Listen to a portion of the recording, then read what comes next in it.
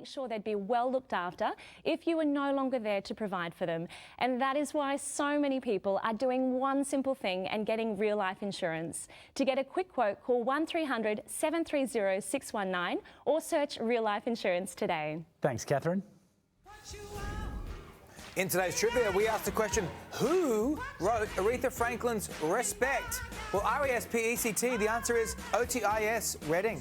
Otis Redding wrote it. And respect to Otis for it. Both versions are good. Obviously, hers is iconic. Iconic. But his is really good too. Oh, we love it. That's a feel-good song for your hump day, isn't it? It certainly is. Now, from the coronavirus crisis to the Black Lives Matter movement and a Capitol riot that saw one of democracy's most sacred symbols trashed, Donald Trump's final year in office has certainly been, well, eventful. One of our very dedicated reporters has followed the action from day one.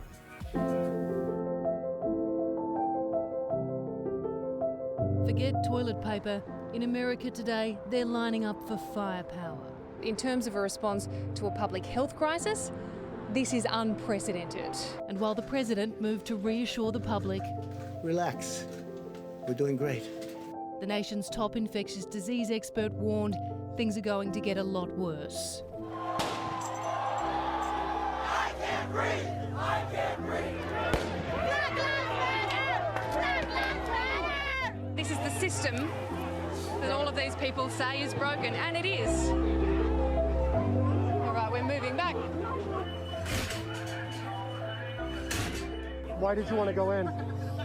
We're storming the Capitol! It's a revolution! American flags replaced with those bearing the president's name, while the ghosts of the Civil War resurfaced 150 years later. These supporters insist that this is the people's house and they are here to reclaim it. They've just smashed open the door. On the other side, guards are desperately trying to hold them off. I'm sorry, I've just copped a little bit of tear gas in the eyes. It is all so surreal, isn't it? But senior US correspondent Amelia Adams has had a front row seat to it all over the past 12 months, and she joins us now from Washington, D.C. Millie, thank you so much for joining us. We're on the cusp of yet another historic moment in America's history, and I want to speak to you in a moment about your family's experience over there, having moved to Los Angeles just before the pandemic hit. But first of all, tell us about Joe Biden's inauguration and what is the feeling on the streets of Washington, D.C. right now? Well, good morning, Sylvia and David. Good evening from Washington, D.C. Look, it's really strange. I mean, we're in a restricted zone here. We've just had a bunch of Capitol Police and Secret Service walk past. We're fenced in.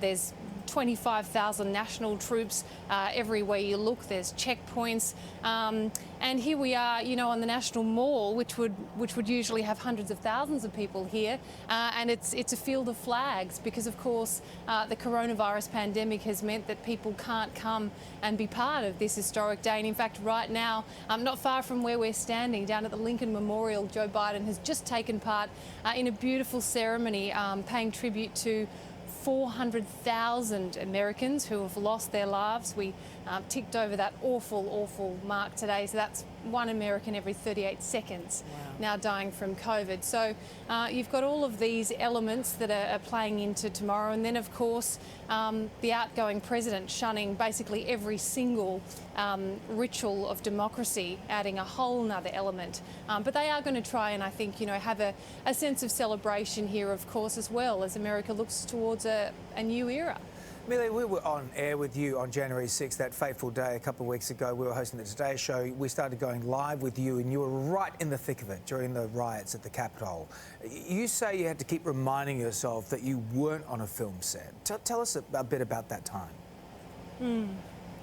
Well, because it was so surreal, DC, and because it escalated so quickly, I mean, we quite quickly got up to the doors of the Capitol where, you know, people were smashing their way in. But look, it's a news story that's gotten worse with every day because, of course, we know now that there was a core group of people that definitely had plans to wreak a lot of havoc and commit federal crimes, but there were also a lot of people who really got swept in with the crowd. So we had these sort of hardcore extremists, and many of them wearing strange costumes. And then we had other people who, they were coming out singing and chanting. They were showing us, you know, their souvenirs they'd taken from senators. So it was a real mishmash with all the costumes as well. It did look like a really bad, modern war film in a way. And as we discussed on the day, there was no police for so long. It just kind of went on and on. It was in so many ways stranger than fiction, wasn't it? It's been a year of such unrest in America. You also reported on the Black Lives Matter protests in the heart of DC. That was back in May. What was that experience like? Well, look, there were similarities between the two, but there were big differences as well.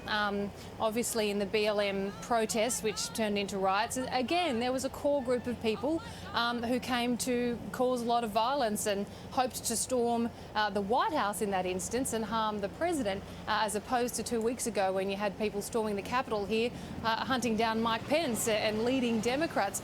The glaring difference was, of course, law enforcement. Back in the BLM riots, you couldn't turn anywhere without seeing, you know, lines of human law enforcement from every single agency under the sun, and no one had a chance of getting anywhere near government buildings. And I personally felt more under threat in the storming of the Capitol because the crowd, as we saw on the day, was much more hostile towards the media. Millie, I want to ask you about your family experience now, because when you left London as a correspondent to set up your life with your family, with your husband Luke, with Tilly and Charlie in LA, it was sort of on the promise of brighter weather and a better time zone and, you know, new opportunities for the kids as well. How has it been for your little family getting through this last year? I have not seen one red carpet yet, Sylvia. It has been unexpected and look, it's been challenging and hats off to my husband because he is running the ship back in LA. California's COVID situation is absolutely dire and that's a constant concern for us. But the biggest challenge has been schooling because schools closed down in March in a lot of US states, and so our son hasn't been to school for almost a year. You know, he's learnt to read and write through Zoom.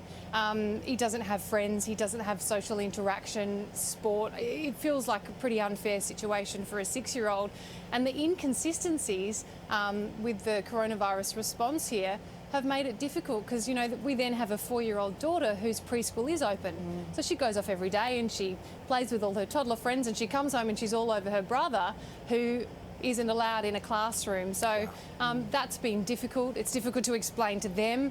There'll be parents watching who will have gone through various lockdowns in Victoria and around Australia, and they'll be able to relate to the challenges of homeschooling.